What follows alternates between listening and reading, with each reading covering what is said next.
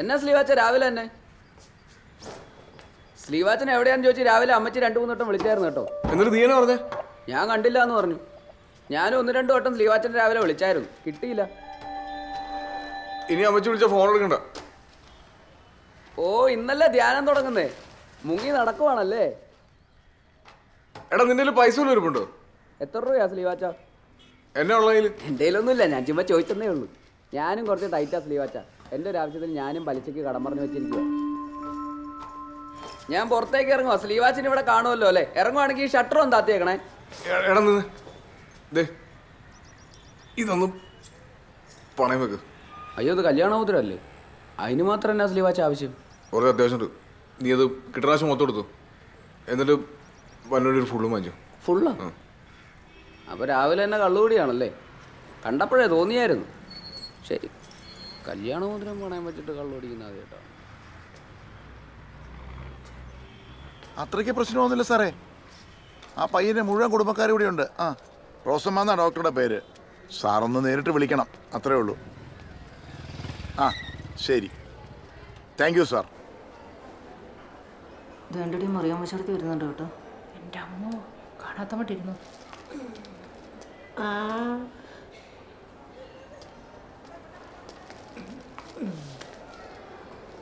ഇതേടിയല്ലേ എല്ലാരും കൂടെ ഇവിടെ ഇരിക്കുന്നത്? എന്നാ പറ്റി? ഞങ്ങൾ ശ്രീവാസിന്റെ പെണ്ണിനെയും കൊണ്ട് വന്നതാ. അവക്കൊരു വല്ലായ്മ, ക്ലിപ്പിട്ട് കിടത്തിയേക്കോ.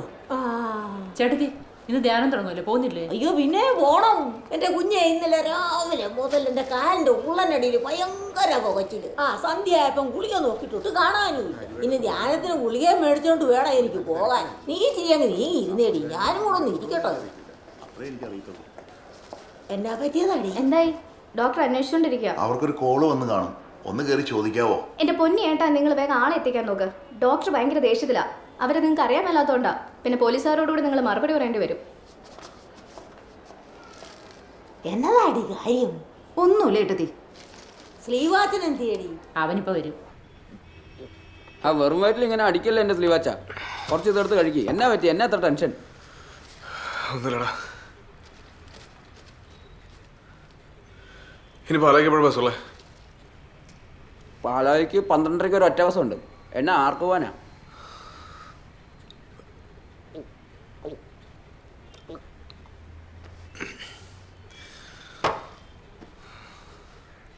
സ്ലീവാച്ച, ഇതിങ്ങനെ വെച്ചോണ്ടിരിക്കില്ല, ഇതൊന്ന് കഴിച്ചേ.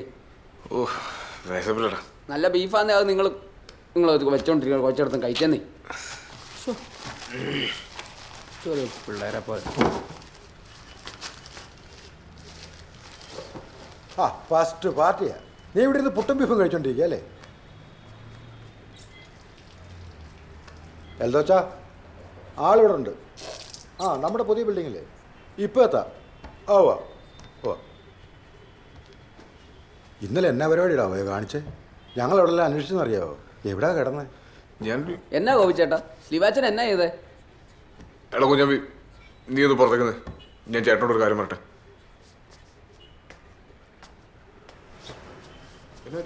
അവിടെ എന്നാ അവസ്ഥ? ഇന്നലെ ആളെല്ലാം കൂടെ കൊച്ചിനെ എടുത്ത് ആശുപത്രി കൊണ്ടുപോയിരുന്നു. ആശുപത്രി കൊണ്ടുപോയോ? അതിനു വേണ്ടിയല്ലേ ഉണ്ടായി? ഇപ്പോൾ കുഴപ്പമൊന്നുമില്ല.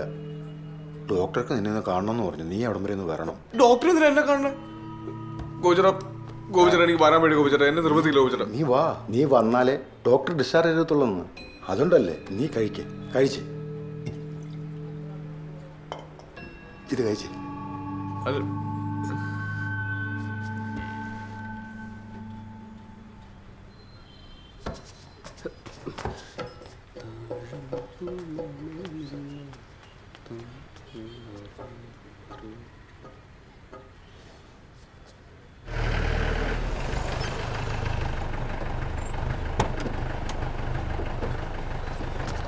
നീ അങ്ങോട്ട് ചെല്ലേ. ഞാൻ ഈ വണ്ടി കൊണ്ട് പാർക്ക് ചെയ്തിട്ട് വരാം. ചെല്ലേ.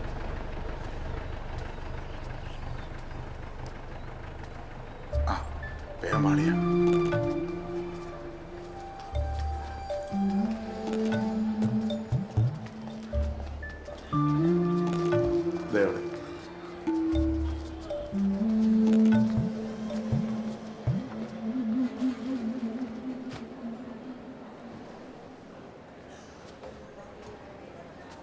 ഡോക്ടറെ കാണാൻ ജോലി. ആ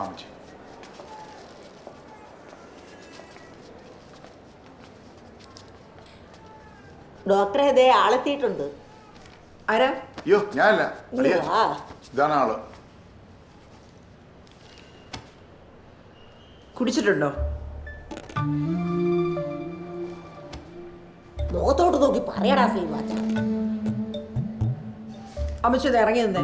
എല്ലാരും ഒന്ന് പുറത്തോട്ട് നിന്നേ.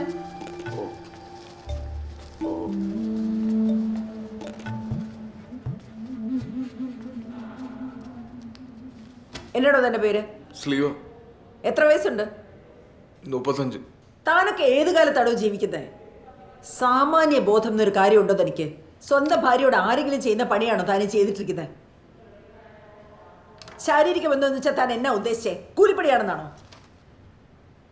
ഇങ്ങോട്ട് നോക്കണോ?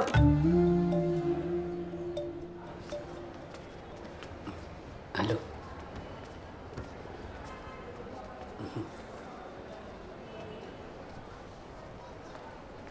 പ്രിൻസി ചേച്ചിക്ക് വല്ല വിശേഷവും?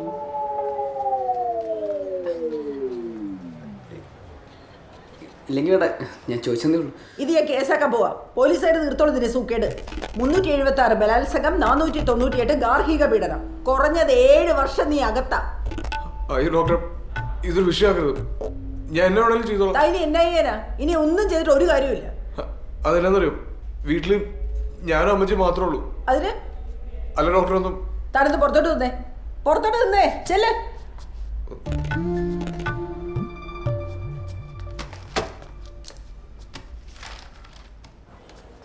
ഡോക്ടർ എന്നാ പറഞ്ഞടാ മോനെ?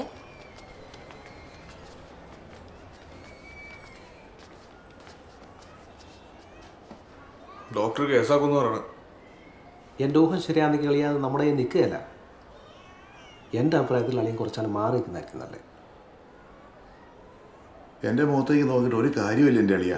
അളിയനൊരു ബാങ്ക് കുത്തിപ്പൊളിച്ചിട്ട് വന്നാൽ പോലും ഞാനത് എങ്ങനെയും ഡീൽ ചെയ്തേനെ. ഇതെങ്ങനെ കൈകാര്യം ചെയ്യുന്ന എനിക്കൊരു എത്തും പിടിയും കിട്ടുന്നില്ല എൻ്റെ പൊന്നളിയ. എടാ ആ ഡോക്ടറെ കൈക്കൂലിയുടെ ആളാ. അല്ല 500 അങ്ങോട്ട് വെച്ചു കൊടുക്കണ. മറിയാമ്മൻ്റെ അടുത്ത് ഇങ്ങ് വന്നേ, അവിടെ പോയിരുന്നു. ഇത് ഞങ്ങൾ എങ്ങനെയും ഡീൽ ചെയ്തോളാം കേട്ടോ.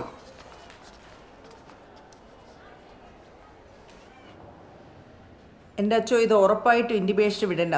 പക്കാ റേപ്പാ. എൻ്റെ പൊന്നു ഡോക്ടറെ, അങ്ങനെയൊന്നും പറഞ്ഞ് പേടിപ്പിക്കില്ലേ. അളിയനൊരു അബദ്ധം പറ്റിയതാ. അളിയൻ്റെ അബദ്ധം ഒരു മികച്ചൊരു അവസ്ഥയിലേക്ക് തന്നു. അബദ്ധം. പക്ഷേ ശ്രീവാച്ചൻ അങ്ങനെ ഒരു മോശം വ്യക്തിയല്ല. ഇങ്ങനെയൊക്കെ സംഭവിക്കാൻ നമ്മളാരും പ്രതീക്ഷിച്ചില്ല. എന്തായാലും അവനെന്തോ ഒരു മാനസിക പ്രശ്നമുണ്ട്. അടിച്ച് ബൂസായിട്ട് എൻ്റെ മുന്നിൽ നിന്ന് മണത്തിന് നിൽക്കാൻ മേലായിരുന്നു. ഡോക്ടർ പ്ലീസ്, എൻ്റെ റെസ്പോൺസിബിലിറ്റി ഒറ്റ പ്രാവശ്യത്തേക്ക്.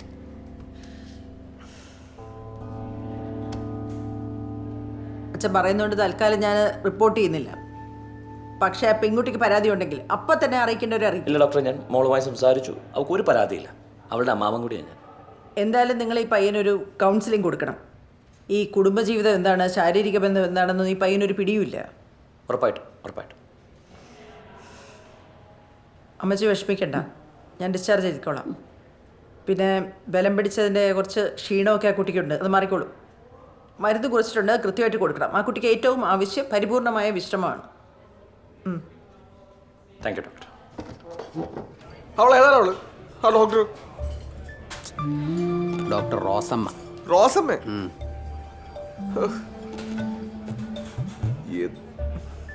ഞാൻ കുറച്ച് ദിവസം അങ്ങോട്ട് മാറിയിട്ടാവേ. എന്നെ കൊണ്ട് പറ്റത്തില്ലെന്ന് ഇവിടെ നിൽക്കാൻ. ആശാനെ, ഞാൻ ആശാനോടൊരു കാര്യം പറയട്ടെ. ആശാനിപ്പോൾ വീട്ടിൽ പോയില്ലെങ്കിൽ അമ്മച്ചി നാട്ടുകാരോട് എന്ത് സമാധാനം പറയും? വീട്ടിലെ അവസ്ഥ എന്തായിരിക്കും എന്ന് ആലോചിച്ചിട്ടുണ്ടോ? ഞാൻ പറയുന്ന ആശാനിപ്പോൾ വീട്ടിൽ പോകണമെന്നാണ്. സംഭവം നടക്കാനുള്ളത് നടന്നു. നമ്മുടെ കയ്യിൽ നിന്ന് ലൈറ്റായിട്ട് പോയിട്ടുണ്ടെന്നുള്ളത് സത്യം തന്നെയാണ്. എന്നും പറഞ്ഞ് നമ്മൾ പേടിച്ച് മാറിയിരിക്കാൻ പറ്റുമോ? അത് ധൈര്യത്തോടെ കൈകാര്യം ചെയ്യണം, അതല്ലേ മിടുക്ക്. അല്ലാതെ ചുമ്മാ പറ്റത്തില്ല. കേട്ടാ എൻ്റെ പൊന്നടാവേ, നീ ഇവിടെ ഇരിക്കുകയായിരുന്നോ? ഞങ്ങൾ കേട്ട പാടെ ഹോസ്പിറ്റലിലെത്തി. അവിടെ എങ്ങും ഒറ്റ ഒരു മനുഷ്യനുണ്ടായിരുന്നില്ല കേട്ടോ. എന്നടാ ശരിക്കും സംഭവിച്ചേ? ആളുകൾ പറഞ്ഞു കേട്ടിട്ട് എനിക്കങ്ങ് ശരിക്കും അങ്ങ് മനസ്സിലായില്ല. കള്ളാ, നീ അങ്ങ് ബോധം കെടുത്തി കളഞ്ഞല്ലേ. എന്നടാ ഉണ്ടായേ? നീ തുടക്കം തൊട്ട് പറഞ്ഞേ. പറയടാ. വാ പോവാ.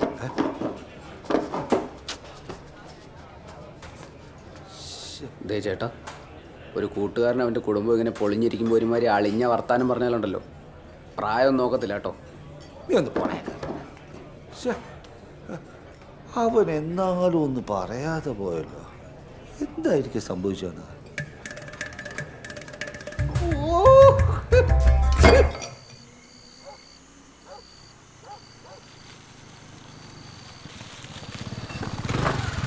ഇവിടെ നിർത്തില്ല, അത് കയറിപ്പോ. ഇല്ല ഞാൻ ഇല്ല. ആശാൻ ചെല്ലും. രണ്ടും കൽപ്പിച്ചാൽ കയറി പോവാല്ലേ? പിന്നല്ലാതെ ആശാൻ ധൈര്യമായിട്ടങ്ങ് ചെല്ലുന്നു. അപ്പോൾ ശരിടാ. ആ പിന്നെ പുതിയ മണ്ടത്തിലൊന്നും കാണിച്ചു വെച്ചേക്കല്ലേ പ്ലീസ്.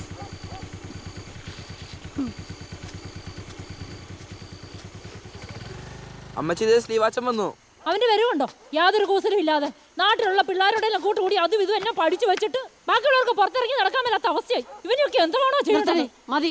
അമ്മച്ചി അവനെ തലേ കയറ്റി വെച്ചോ. ഞാനും കൂടെ വന്ന പിള്ളേരെല്ലാം തിരിച്ചുപോയി. അമ്മച്ചിക്ക് അതിന് യാതൊരു കുഴപ്പമില്ലല്ലോ. പാടിട്ടീനെ പാടാ.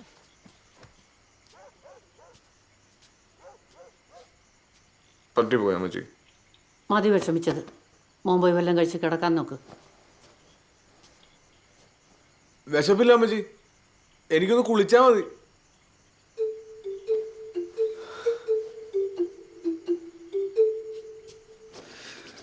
വേളാങ്കണ്ണി മതമാണ്, 7 ദിവസം പുണ്യാളാണ് സത്യം. ഞാൻ ഇനി അങ്ങോട്ട് പോകണമില്ല, തുടരുമില്ല. അതോടെ പ്രശ്നം തീരുമില്ല. അല്ലെങ്കിൽ വേണ്ട, പോയി മാപ്പി വെച്ചാലോ?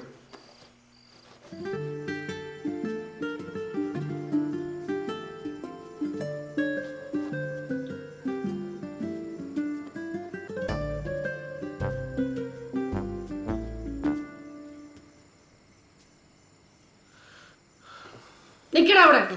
നീ എങ്ങോട്ടാ പോണേ? ആ മുറിക്കത്തോട്ടെങ്ങാനും കയറിയാ നിന്റെ മുട്ടുകാലി ഞാൻ തല്ലി ഓടിക്കും. നീ എന്റെ മുറിയിൽ പോയി കിടന്നാ മതി. ചെല്ല്, പോ പോ, ചെല്ല്.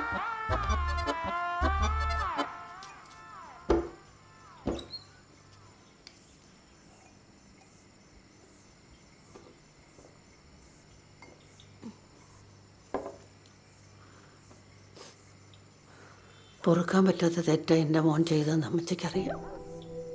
മോളുടെ വിഷമം എന്താണെന്നും അമ്മച്ചിക്കറിയാം. 3-4 പെമ്മക്കളെ പറ്റി വളർത്തിയുള്ള ഞാൻ എൻ്റെ മോന് വേണ്ടി ഞാൻ മോളോട് ക്ഷമ ചോദിക്കുക.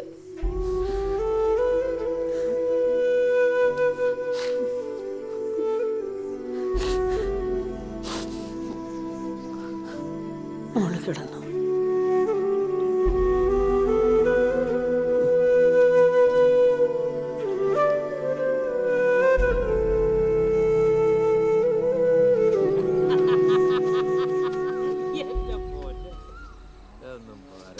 നാട്ടുകാർ പറഞ്ഞ പോലെ ഒന്നും ഇല്ലെന്നേ. ഞാൻ ചെയ്യൂ, ഞാൻ പൊട്ടനാണ്. പൊട്ടനൊന്നും അല്ല, പിന്നെ ലേശം പൂസായിരുന്നു. എന്റെ പൊന്നടാവേ. തൈ മരത്തിൽ ആരെങ്കിലും സ്ലോട്ടർ ഇട്ടോടാവേ?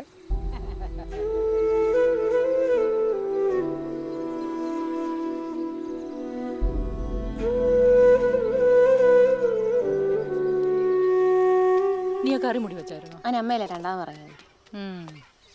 അമ്മച്ചി കൊച്ചെന്തിയെ? അകത്തുണ്ട്. ഡി നീ വല്ല സംസാരിച്ചായിരുന്നോ? ഓ, ഞാൻ എന്നെ സംസാരിക്കാനാ ചേച്ചി. രാവിലെ കാപ്പി കൊണ്ട് കൊടുത്തു, അതെങ്ങും കുടിച്ചില്ല. നീ അകത്തോട്ട് എന്തേ? നീ ഇതൊന്ന് പിടിച്ച് ഞാൻ പോയി നോക്കിയിട്ട് വരട്ടെ. നീ വല്ലതും കഴിച്ചായിരുന്നോടി? ആ, എഴുന്നേക്കണ്ട, മോളിരുന്നോ. കഴിച്ചായിരുന്നോ? മോള് വിഷമിക്കണ്ട കേട്ടോ. വരുന്ന വഴി ഞാൻ കുട്ടായിയെ കണ്ടായിരുന്നു. അവൻ്റെ മുഖത്ത് നോക്കി 1-2 വർത്തമാനം ഞാൻ അങ്ങ് പറഞ്ഞു. ഒരക്ഷരം മിണ്ടിയില്ലല്ലോ അവൻ. ഈ കുടുംബത്ത് അവന് പേടിയുണ്ടല്ലേ, അതെന്നെ മാത്രമേ ഉള്ളൂ. മോളെ, അമ്മച്ചി ധ്യാനത്തിന് പോവാണേ. മോക്ക് കൂട്ടൻ ലില്ലിയുണ്ട്. എന്തെങ്കിലും ആവശ്യമുണ്ടോ ലില്ലിയോട് പറഞ്ഞാൽ മതിയേ. അമ്മച്ചി പോയിട്ട് വരും. പാടി പോയിട്ട് വരട്ടെ.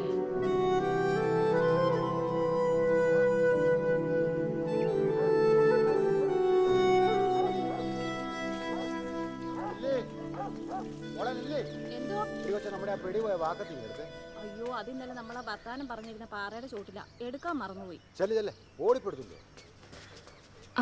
മോളെ, ഞാൻ ഇപ്പൊ വരാവേ.